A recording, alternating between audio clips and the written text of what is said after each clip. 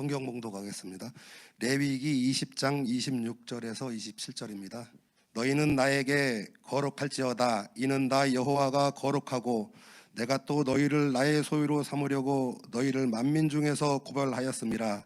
남자가 여자가 접신하거나 박수무당이 되거든 반드시 죽일지니 곧 돌로 그를 치라. 그들의 피가 자기들에게로 돌아가리라. 아멘.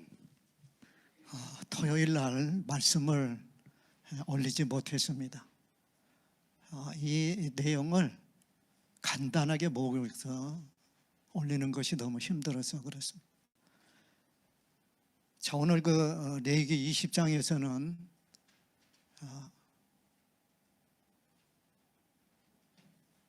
사형에 해당하는 죄, 우리는 이 사형에 죽어야 할 죄에 대해서 심각성을 모르고 살 때가 많습니다. 오늘 20장에서 1절에 여호와께서 누구에게? 모세에게 말씀하여 이르시되, 하나님께서 모세를 통해서 알리기를 원해요. 왜 그랬습니까? 하나님이 직접 말씀을 하니까 백성들이 그런 거예요. 하나님 두려워서 안 되겠어요. 한 사람을 세워서 이야기해 주세요. 하나님께서 그래서 모세를 통해서 직접 말씀하신 것이 아니라 모세를 통해서 전합니다. 너는 이스라엘 자손에게, 누구에게 말하는 거예요? 하나님의 백성 이스라엘에게 말하라는 거예요. 그가 이스라엘 자손이든지 이스라엘에 거류하는 거류민이든지 그의 자식들을 몰력에게 주면 반드시 죽이되, 이 우상 쇠붙으로 생긴 이 몰력에게 하나님의 형상을 담는 그러한 자녀를 그 속에 집어넣는 거예요. 그러면 어떻게 될까요? 아이가 죽는 거예요. 이방인들이 그러한 일을 했어요. 누구를 섬기는 거예요? 이방신을 섬겨요. 하나님은 그의 백성이 누구를 섬기기를 원하는 거예요?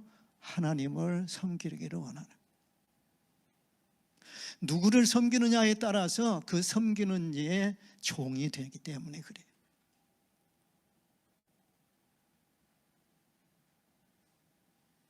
나도 그 사람에게 진노하여 그를 그의 백성 중에서 끊으리니, 이는 그가 그의 자식을 몰렉에게 주어서 내 성소를 더럽히고 내 성호를 욕되게 하였음이니라.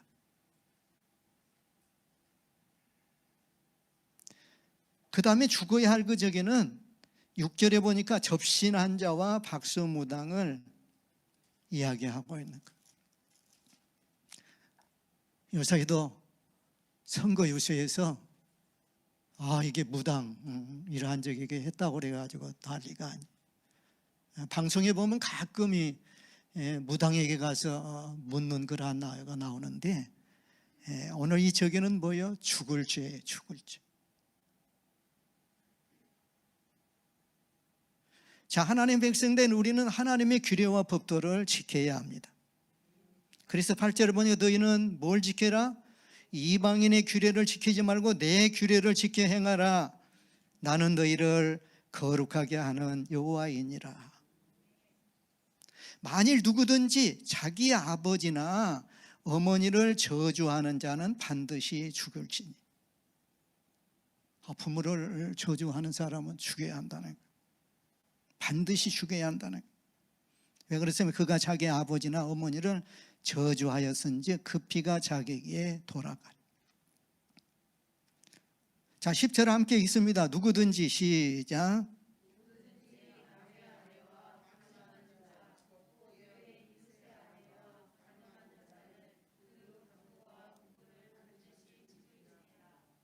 누구든지는 뭐예요? 제사장이든지 왕이든지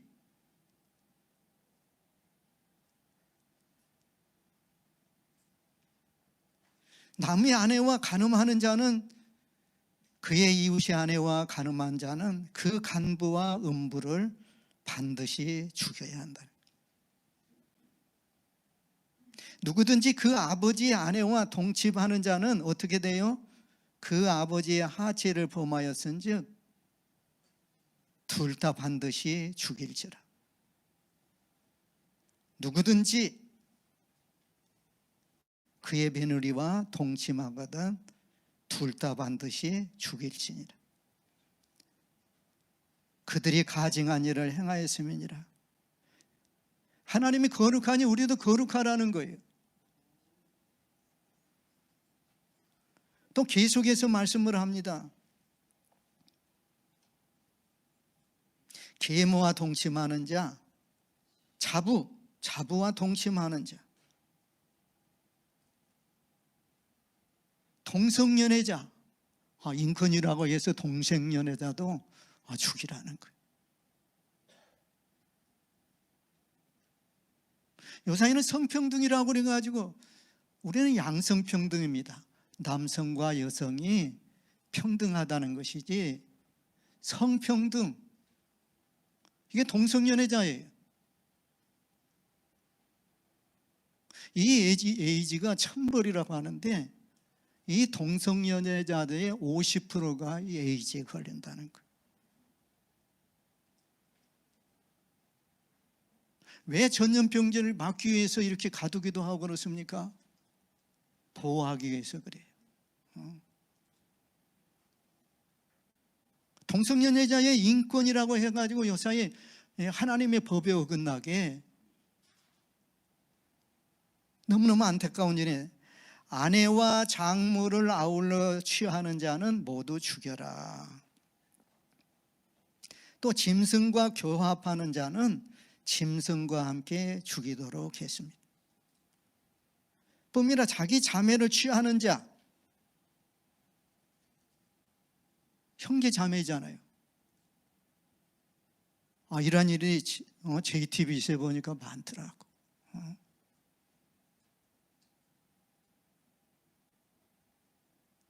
아버지가 자부를 범하는 거예요. 돈이 있다고. 하나님께서는 하나님이 세운 가족이 거룩하기를 원하는 거예요. 세상 사람과 하나님은 다르기를 원하는 거예요. 애굽에서 그들을 불러낸 것은 마찬가지로 우리가 세상에서 불러낸 거예요. 하나님의 백성으로.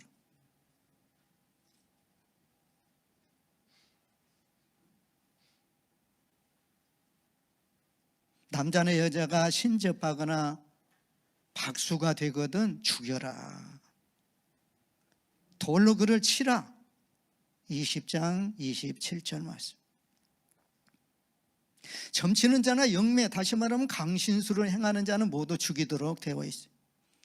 하나님께서는 때로 지나치게 보일 수도 있는 엄한 규례와 법도를 주셨는데 그것은 하나님의 백성 이스라엘 백성을 구별하여서 잘 보존하기 위함이었습니다. 왜냐하면 하나님께서 엄하게 금하신 이 풍속은 모두 사람을 타락시켜서 사유의 근간을 썩게 하고 결국에는 모두가 멸망하는 것으로 하나님께서는 이스라엘 백성을 이런 것들로부터 보호하고자 한 것이에요. 그래서 레위기에서는 이 근친상간을 금하고 있는 것을 우리가 알 수가 있습니다. 19장에서는 하나님께서 19장 2절에 보니까 너희는 거룩하라. 나 여호와 하나님이 거룩함이니라.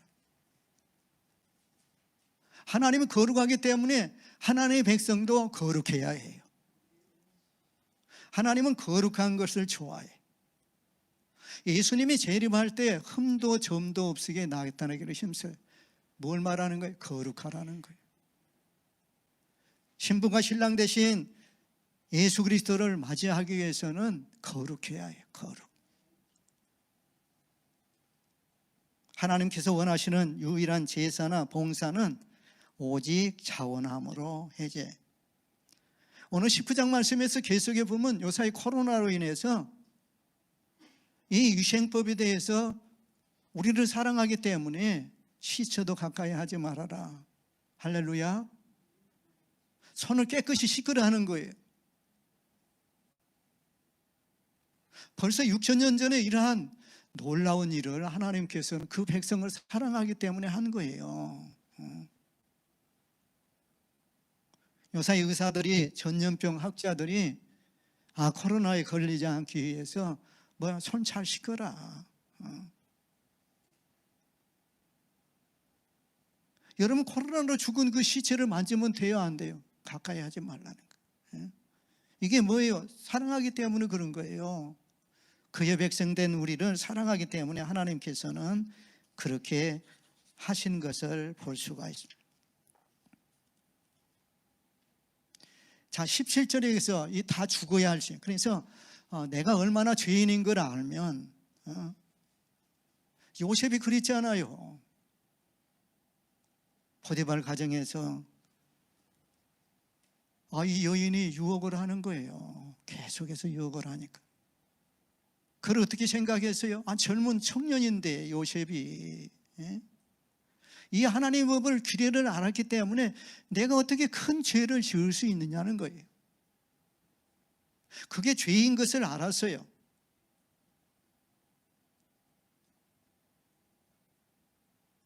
그것 때문에 어려움을 당했지만은 오히려 그것 때문에 하나님이 함께 하시고 형통한 자가 되셨어요. 할렐루야. 제일 짧은 저기에 30대에 그는 바로왕의 모든 실권을 받는 그러한 총리가 되게 하나님이 하셨어요. 바로도 이 요셉을 무시를 못한 거예요. 어떻게 하나님의 신에 감동된 자를, 할렐루야, 하나님의 신에 감동된 자는 거룩한 길을 가야 해요.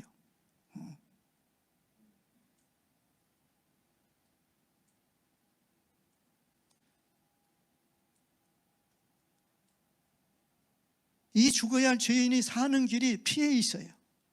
그래서 17장에서 율법이 주어지기 이전에 제사를 지냈던 때, 들에서는 희생 제물을 잡던 것을 이제는 회막물로 끌어다가 여호와의 성막 안에서 제물을 잡습니다. 사실 이스라엘의 제사장 제도가 생기기 이전까지는 각 가정마다 각각 제사장을 두고 하나님께 제사를 드렸습니다. 창세기에 보면 아브라함이 하나님의 축복의 말씀을 듣고 제단을 쌓았어요. 노아는 직접 하나님의 제사를 드렸어요. 가인과 아벨도 제사를 드렸습니다. 이때 이들은 특정한 장소에서 드린 것이 아니에요. 그러나 성막과 성소가 생긴 이후에는 아무 데서나 제사를 드려서는 안 됐어요. 지정된 장소, 규정된 방식에 따라서 제사를 드려야 했던 거예요. 당시 이스라엘 주위의 이방 족속들은 아무 데서나 그들의 우상에게 제사를 드렸습니다. 하나님께서는 이스라엘 백성을 그들과 구별하기 위해서 성막에서 제사를 드릴 수 있도록 했어요. 하나님께서는 아론을 제사장으로 그 아들들을 제사장으로 실습을 시켰어요. 하나님께서.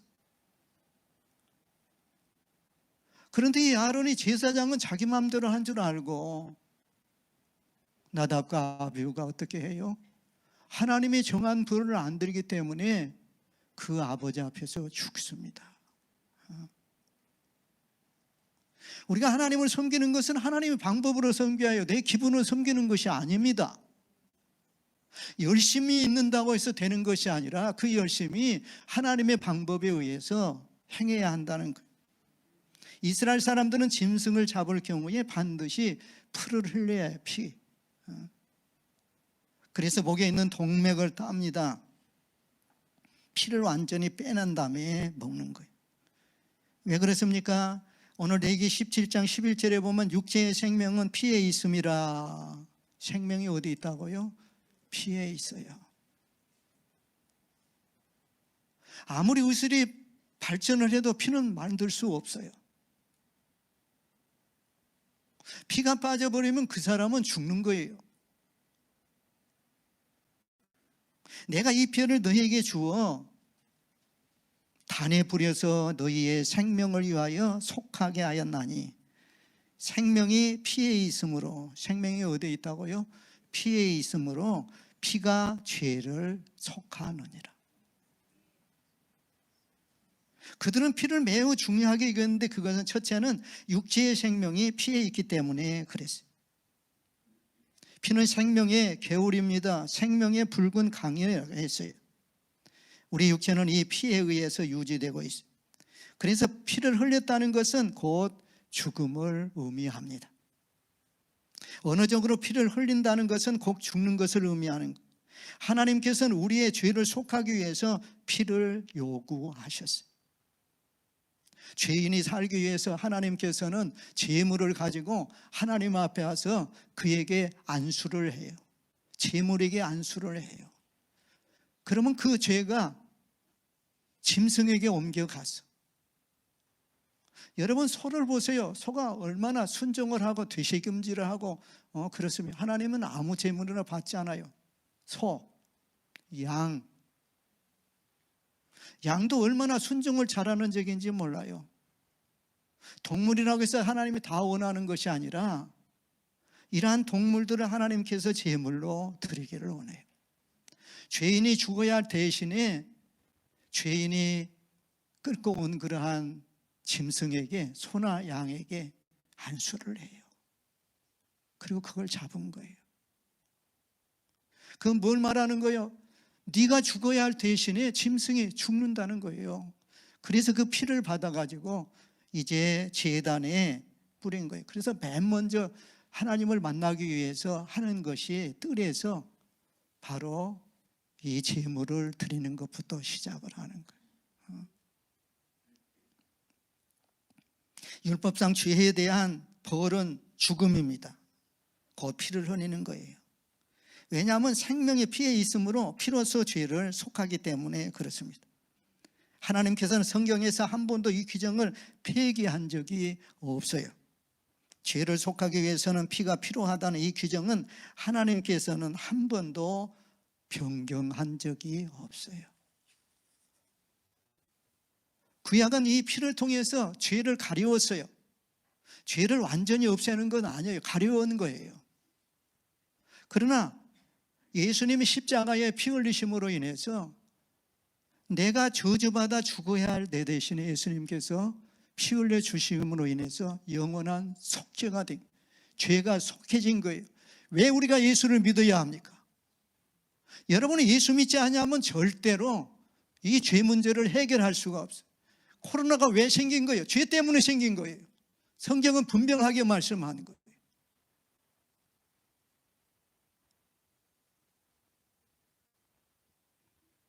예수님께서 단번에 자신의 제물로 드려서 하늘에 있는 성소에 들어가셨고, 지금은 하나님 보좌 우편에서 만물이 그분의 발 아래 복종할 때를 기다리고 계십니다.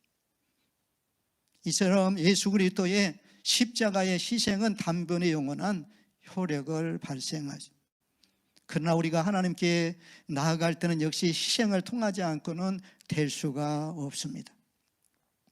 우리는 예수 그리스도의 희생과 그의 피 흘리심을 통해서만이 거룩하신 하나님 앞에 나아갈 수가 있어요.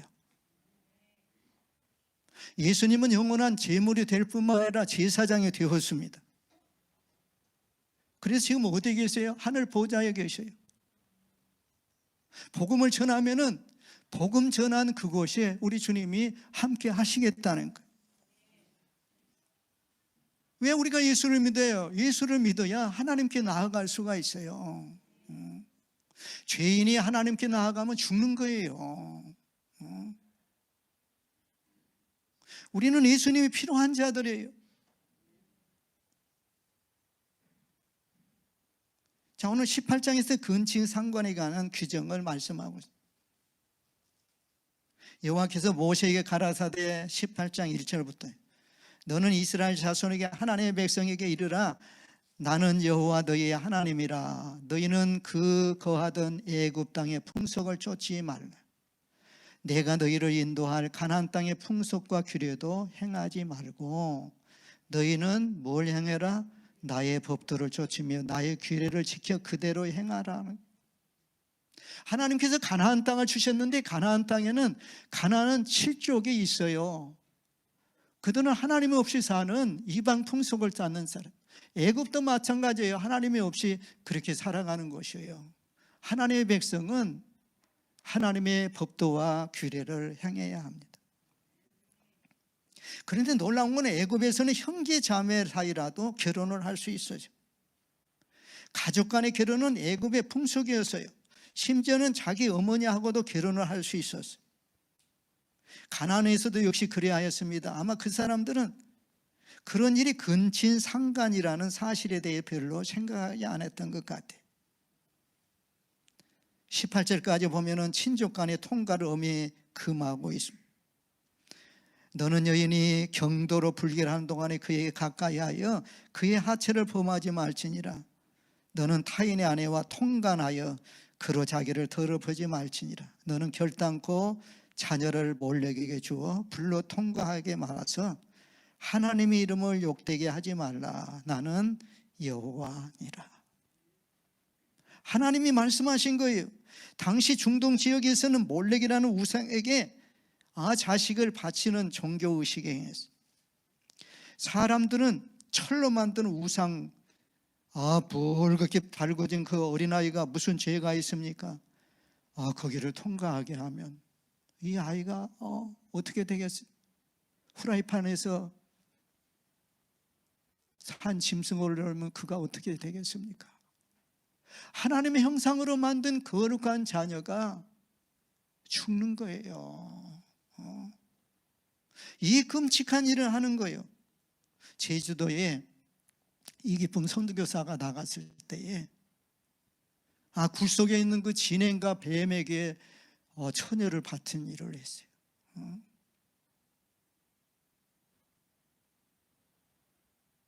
기가 막힌 거예요. 이 선교사가 그걸 죽인 거예요.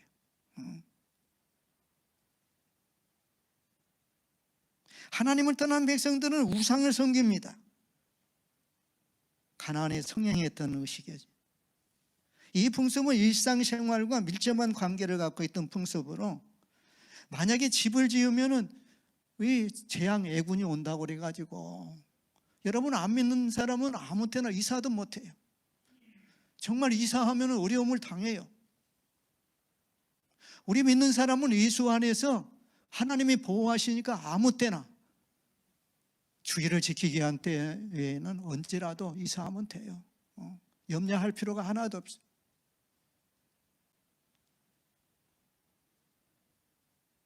집을 지실 때 그 집에 닥칠 애군을 위해서 이 아이를 몰렉에게 우상에게 바친 나머지 그 죽은 유골을 항아리에 담아서 벽석에 묻어놓은 거예요. 이 끔찍한 일을 지금도 세계를 돌아다니다 보면 그 전부 우상에게 하나님을 섬겨야 할 저기들이 섬기고 있는 걸 볼 수가 있어요. 22절을 보니까 동성애를 금하고 있어요. 23절은 짐승과 교합해서는 안 된다는 거예요. 하나님의 백성이 그리서는 안 된다는 거예요. 예수를 믿으면 예수님께서 희생하셨어요. 우리야 죽어야 할 대신에 희생을 그가 찌르면 우리 허물 때문이요. 할렐루야. 그가 상하면 우리 죄악 때문이다. 그가 징계를 받으면 우리가 평화를 누리고 채찍에 맞음으로 나음을 얻었다. 예수님이 왜 채찍을 맞았습니까? 우리 질병을 낫게 하기 위해서 그렇게 한 거예요. 여러분 이러한 믿음을 가지면 믿음대로 되어지는 축복의 역사가 하나님으로부터서 주어질 줄로 믿습니다. 여러분은 예수 믿는 것이 최고의 축복이에요. 하나님은 모든 걸 할 수가 있어요. 하나님이 손이 짧아서 구원치 못함이 아니라고 죄악 때문에 그랬는데 이 죄의 문제를 주의 피 흘리심으로 해결이 되는 이 엄청난 이 예수 믿는 것이 얼마나 놀라운 것인지 여러분 성령께서 여러분 깨우치도록 축복합니다. 자, 우리 주여 한번 하고 감사하십시다. 우리를 사랑하셔서 피 흘리시기 사랑하셨어. 독생자 예수 그리스도를 보는 하나님의 엄청난 사랑. 이것이 감격해서 우리가 하나님을 섬겨야 할 거예요. 주여 한번 하고 기도합니다. 주여.